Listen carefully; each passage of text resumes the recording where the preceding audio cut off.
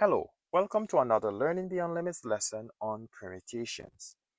In our previous lesson, we talked about permutations and we talked about it being the different number of ways in which we can order objects and order matters. So if we're given these A, B, C, and to order them, the number of ways in which we can order them distinctively would be our permutation. So this would be our first way. That could be our second, third, fourth, fifth, sixth. And remember, we said if we had a large number of objects, like 6, 7, 8, 9, 10, who knows, then to do it like this would pose a challenge. Therefore, using factorial helps us to do that easily. So we could go 3 factorial because we have 3 letters to order.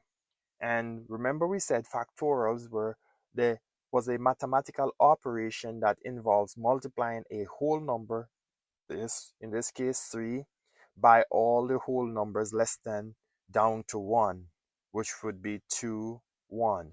So then it would be 3 times 2 times 1, and that would be equal to 6. What if we have an additional letter? Now we have 4 objects to find the permutation or to order it.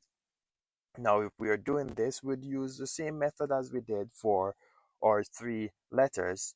However, if we have a repeat of letters like this, we have to take that in consideration, because look what happens if we don't. We'd go ahead and do this. And let's pause here for a sec before we finish the others. If we note, we have A, B, C, C, and note how I change the color of the C's so that we can see them distinctly.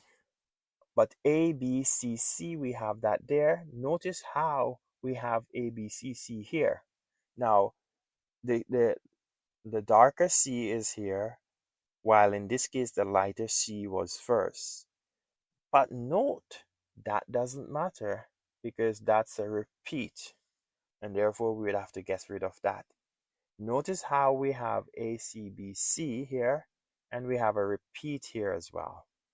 Notice how we have a CBAC here, and then we also have a repeat there.